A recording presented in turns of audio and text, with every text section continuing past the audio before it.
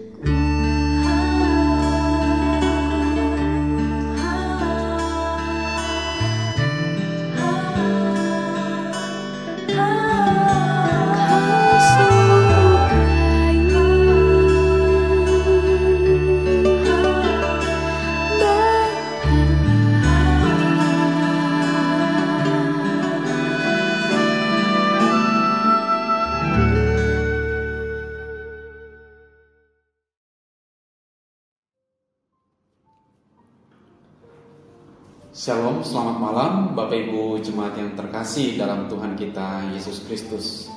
Pada kesempatan malam hari ini kita akan masuk kepada seri doa yang kedua dalam seri doa 10 malam.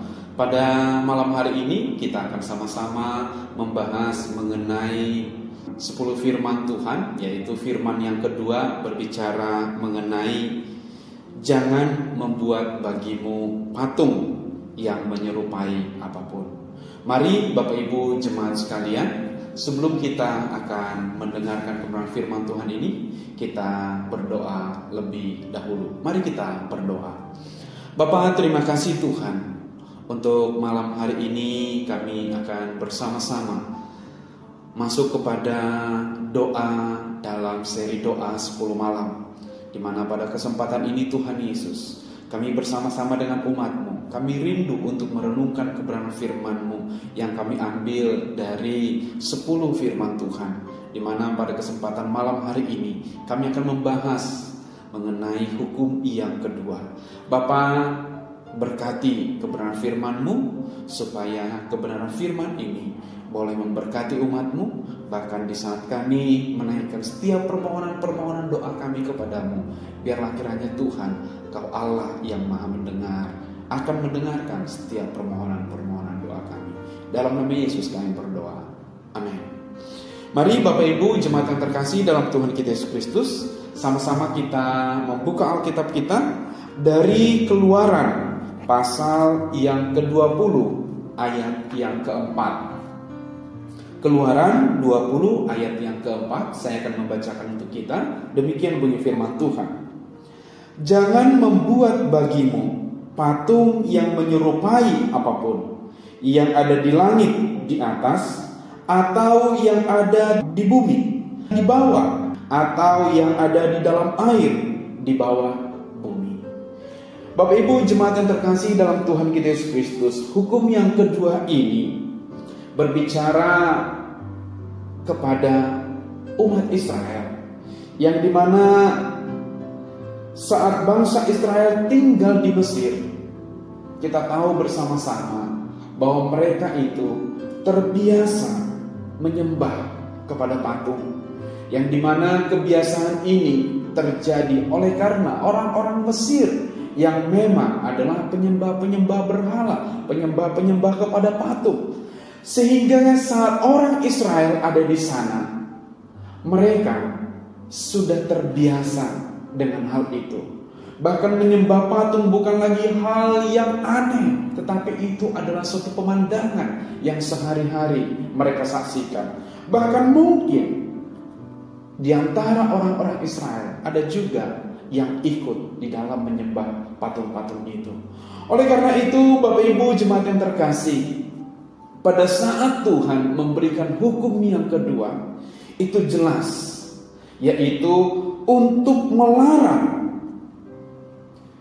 umat Israel agar meninggalkan kebiasaan menyembah patung, ataupun untuk menghilangkan pikiran-pikiran atau habit atau kebiasaan orang Israel untuk menyembah kepada patung.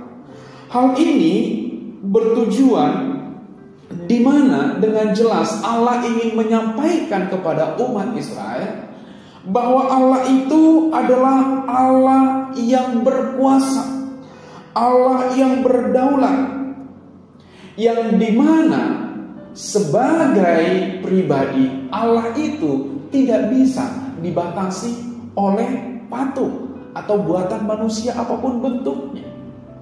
Oleh karena Allah itu adalah roh dan tidak bisa dibatasi oleh benda-benda apapun, maka inilah alasan mengapa Tuhan menyampaikan hukum yang kedua ini, supaya umat Israel tidak lagi menyembah kepada patung.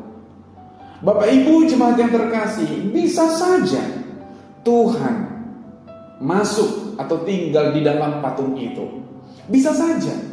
Namun hal itu tidak dilakukan oleh Tuhan, karena itu bertentangan dengan hakikatnya Allah sendiri, di mana Allah yang adalah roh itu tidak memiliki tubuh, dan dia tidak dibatasi oleh apapun.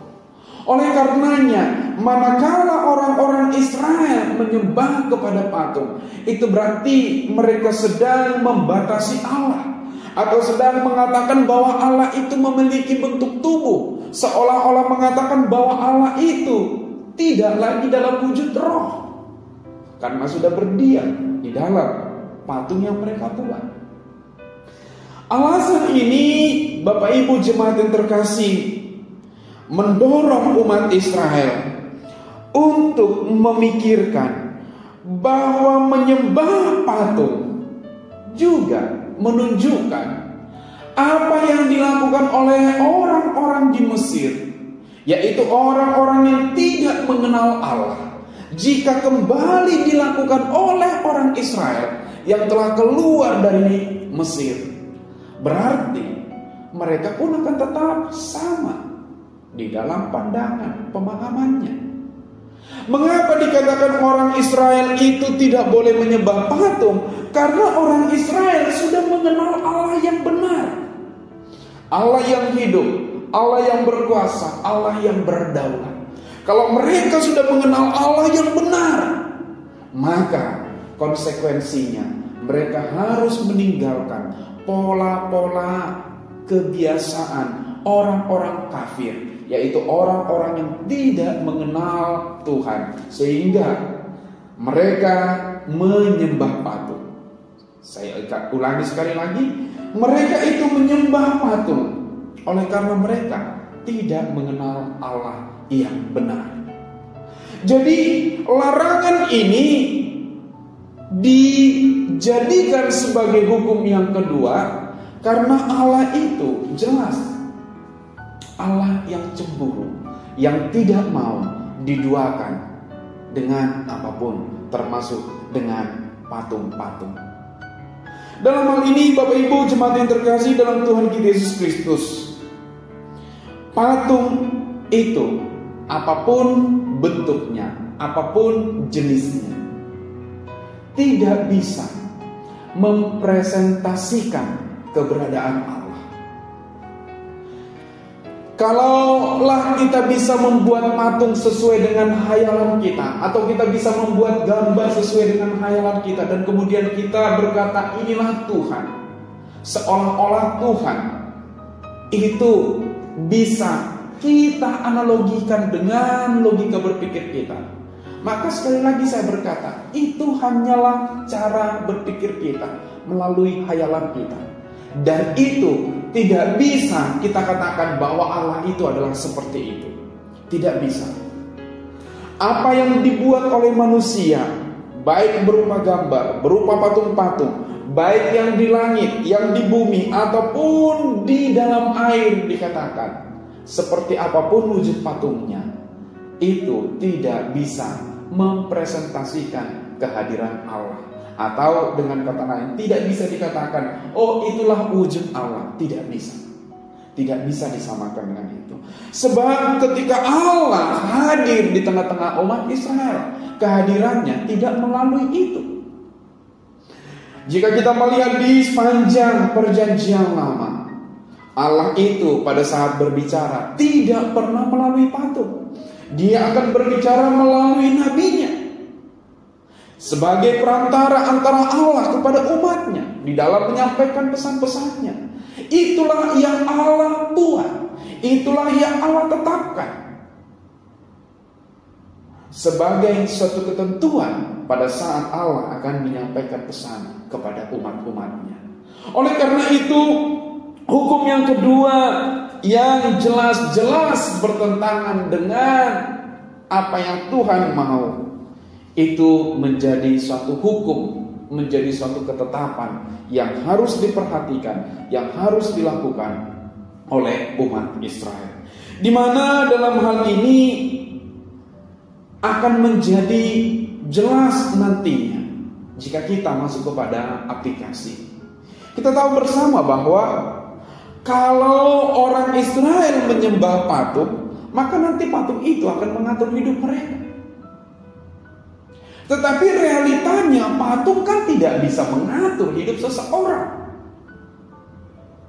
Itu hanya suatu gambaran bahwa oh ada isinya, ada orang atau ada pribadi di dalamnya. Tetapi kita yang mengaturnya, kita yang memberikan sesajen, kita yang memberikan ini dan sebagainya. Artinya bahwa patung itu dia selalu pasif, dia tidak bisa berbuat apa-apa. Jadi patung itu menjadi berkuasa bukan karena patung itu berkuasa, tetapi karena kita sembah dia, berikan sesajen, berikan ini itu dan sebagainya. Akhirnya ya ada pribadi yang masuk ke dalamnya. Tentu pribadi itu bukan pribadinya Tuhan, tetapi pribadi lain yang jelas-jelas itu pasti bukan berasal dari Tuhan. Bisa berasal dari mana saja, bisa iblis yang berpura-pura baik dan sebagainya, bisa saja. Yang pasti dia bukan pribadi Tuhan. Karena itu kalau kita melakukan hal itu, maka masa pribadi yang kita atur sedemikian rupa kemudian mengatur hidup kita, itu kan akan menjadi aneh, menjadi tidak tepat. Karena itu, jika kita menyembah Allah yang benar, jika kita datang kepada Allah yang benar, yang berbicara melalui nabinya, maka di sini jelas Allah yang berpribadi itulah yang akan mengatur hidup kita, yang akan berbicara, yang dapat kita rasakan, yang dapat kita lihat di dalam kuasanya, di dalam mukjizatnya, bahkan di dalam penyertaannya. Siapa yang berhak yang akan mengatur hidup kita? Tentu jika ada yang bertanya demikian, bukanlah patung buatan manusia, tapi yang mengatur hidup kita adalah Allah yang hidup, yang berkuasa atas seluruh alam semesta ini. Oleh karena itu, dalam doa 10 malam ini menjadi perenungan bagi kita. Bapak Ibu, ingatlah, jika kita masih percaya kepada berhala-berhala berupa patung atau apapun sejenisnya yang dikatakan mendatangkan rezeki, yang dikatakan nanti ini bagus dan sebagainya, percayalah, patung-patung itu adalah buatan manusia yang tidak memberikan berkat apapun. Yang memberkati kita adalah Tuhan. Sumber berkat dari seluruh kehidupan kita adalah Tuhan. Ketika kita melakukan hal itu, atau kita menduakan Tuhan, di satu sisi kita menyembah Tuhan dan di satu sisi lagi kita memiliki patung-patung, ingatlah, Tuhan marah, Tuhan akan murka melihat perbuatan itu, dan itu tidak berkenan kepada Tuhan. Tentu Bapak Ibu jemaat yang terkasih, dalam kehidupan kita mau Tuhan berkenan dalam seluruh kehidupan kita. Kalau Tuhan mau berkenan, Bapak Ibu jemaat yang terkasih, maka apapun bentuknya, yang namanya patung-patung berhala atau apapun itu, baik yang ada di langit, di bumi, atau apapun dari bawah tanah ini, apapun itu jenisnya, tinggalkan itu. Karena itu bukanlah kuasa yang berasal dari Tuhan. Itu kuasa yang lain yang tidak bersumber dari Allah, dari Tuhan. Bapak Ibu jemaat yang terkasih dalam Tuhan kita Yesus Kristus, jika memang kita dalam kehidupan kita sudah senantiasa bersekutu dengan Allah yang benar, maka percayalah sepenuhnya kepada Dia. Jika kita dalam kehidupan kita percaya sepenuhnya kepada Dia, maka saya yakin dan percaya bahwa Allah yang kita sembah itu adalah Allah yang hidup, yang maha melihat, yang akan melihat ketulusan hati kita, kesungguhan hati kita. Yang mana pada saat Dia melihat ketulusan hati kita, kesungguhan hati kita, maka Allah itu, saya yakin dan percaya, akan memberkati kehidupan kita, keluarga kita, usaha kita, bahkan juga masa depan kita. Namun jika kita menyembah kepada patung-patung yang lain, percayalah, Dia tidak akan memberkati kita. Yang ada kita harus terus memberikan sesuatu kepada Dia, tanpa Dia memberikan apapun kepada kita. Jadi ingat, sembahlah Allah yang benar, sebab itu yang berkenan kepada Tuhan. Jangan sembah patung-patung buatan manusia, karena patung-patung itu adalah manusia yang membuatnya, dan Allah tidak berkenan terhadap hal itu. Kiranya kebenaran firman ini boleh menjadi satu perenungan bagi setiap kita, dan mari kita tundukkan kepala, kita berdoa. Bapa di surga, terima kasih Tuhan Yesus untuk kesempatan di malam hari ini kami boleh merenungkan kebenaran firman-Mu, yaitu hukum yang kedua. Kami boleh belajar ya Bapa di surga, di mana Tuhan berkata, jangan ada padamu patung yang menyerupai apapun. Benar ya Tuhan, kami tahu bahwa tidak boleh ada patung yang menyerupai apapun yang kami lakukan di dalam kehidupan kami sehari-hari. Kami tidak boleh menyembah kepada patung-patung itu. Kami bahkan tidak boleh menjadikan patung-patung itu sebagai salah satu sumber untuk memberkati kami. Tapi kami harus menyingkirkan semuanya itu, karena kami tahu sumber kehidupan, sumber berkat dalam kehidupan kami, dalam keluarga kami, dalam usaha kami berasal dari Tuhan. Biarlah kiranya kebenaran ini boleh memberkati kami sekalian. Dalam nama Tuhan Yesus Kristus kami berdoa dan mengucap syukur. Amin. Bapak Ibu jemaat yang terkasih, kita akan masuk kepada doa, yang dimana pada kesempatan ini kita akan berdoa secara khusus untuk bakal pos PI Kemiling. Ada 3 pokok doa utama yang akan saya sampaikan untuk kita doakan bersama-sama di bakal pos PI Kemiling. Yang pertama yaitu kita berdoa supaya melalui bakal pos PI Kemiling ini ada umat-umat Tuhan yang rindu untuk beribadah datang ke bakal pos PI Kemiling, dan melaluinya bakal pos PI boleh menjadi suatu pos PI yang nantinya bisa melaksanakan ibadah secara rutin. Yang kedua, kita berdoa secara khusus, yaitu untuk daerah-daerah yang ada di daerah sekitar Kemiling, supaya Tuhan kiranya boleh memberkati. Bahkan di dalam perkunjungan-perkunjungan ataupun pelawatan-pelawatan yang ada, kiranya Tuhan boleh memberkati sehingga keberadaan kami di bakal pos PI di Kemiling boleh menjadi berkat. Bahkan perkunjungan dan pelawatan yang kami lakukan itu juga boleh untuk menjangkau jiwa-jiwa yang baru. Yang ketiga, Bapak Ibu jemaat yang terkasih, kita berdoa secara khusus yaitu untuk target jiwa. Dari hamba-hamba Tuhan meminta untuk ada 10 jiwa untuk bisa diadakan ibadah atau persekutuan ibadah di bakal pos PI Kemiling. Biarlah kiranya target jiwa ini boleh dicapai di tahun ini, supaya bakal pos PI Kemiling sudah boleh mulai berjalan di tahun ini. Ini yang menjadi pokok doa secara khusus di bakal pos PI Kemiling, dan saya akan memimpin kita di dalam doa. Mari kita berdoa.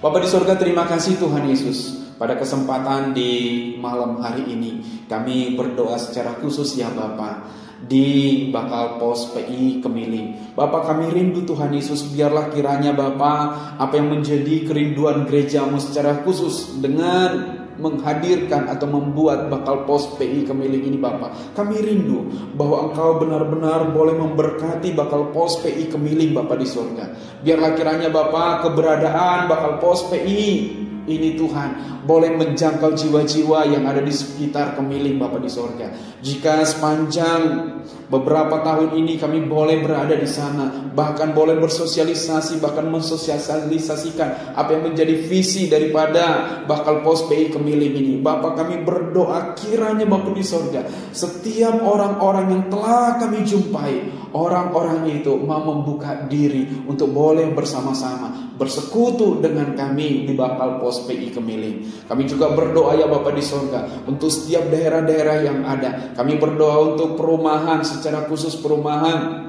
Wisma Mas, Engkau memberkati Bapa di surga. Bahkan daerah SPN Bapa di surga yang telah kami kunjungi, Kau memberkati Bapa di surga. Bahkan kami berdoa secara khusus ya Bapa di surga, mulai dari Palang Besi sampai Tugu Durian, Kau memberkati. Bahkan juga daerah Pasar Tani, bahkan juga Perumnas Kemiling ya Bapa. Kami berdoa biarlah kiranya sejahtera Tuhan nyatakan atas Kemiling. Dan kami rindu Bapa di surga, biarlah kiranya orang-orang yang di Kemiling, ketika kami berkunjung, ketika kami melakukan pelawatan ke tempat itu, Tuhan tunjukkan orang-orang yang tepat, sehingga saat kami berbicara, saat kami memberitakan Injil kepada mereka, Roh Kudus Engkau menggerakkan hati mereka, membukakan hati mereka untuk mereka boleh menerima Injil Yesus Kristus yang akan menyelamatkan hidup mereka.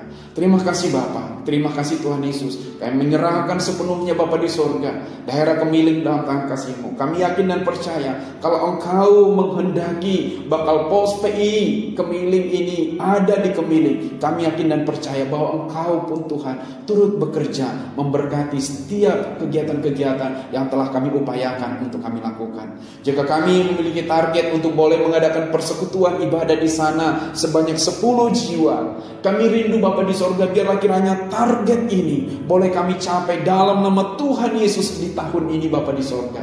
Kami bersyukur Bapa, di mana di dalam 1 tahun berjalan ini Bapa, kami telah mendapati ada beberapa keluarga yang secara sungguh-sungguh mau bersama-sama dengan kami. Namun belum sampai ke angka 10 ya Bapa di sorga. Oleh karena itu Tuhan Yesus, kiranya Engkau tetap menuntun kami, sehingga kami boleh bertemu dengan orang-orang yang tepat. Sehingga target yang diberikan oleh gereja, yaitu 10 jiwa, untuk kami boleh buka persekutuan di Bakal Pos PI ini, boleh tercapai dalam nama Tuhan Yesus Kristus di tahun ini ya Bapak. Terima kasih Bapak. Kami menyerahkan secara khusus keluarga hamba-Mu yang ada di Bakal Pos PI Kemiling. Berkati dalam setiap keluarga kami, Kau berkati anak-anak kami, Kau berkati bahkan dalam setiap perkunjungan-perkunjungan, bahkan dalam setiap aktivitas-aktivitas kami. Berkati semuanya Bapa di sorga. Bahkan BPPI yang secara khusus dalam hal ini turut mendukung kegiatan-kegiatan yang ada di Bakal Pos PI Kemiling. Tuhan, Engkau turut serta memberkati semua program-program yang ada. Terima kasih ya Bapa. Terpuji termulia nama-Mu Bapa. Dalam nama Tuhan Yesus Kristus kami alaskan doa kami ini kepadamu. Haleluya. Amin.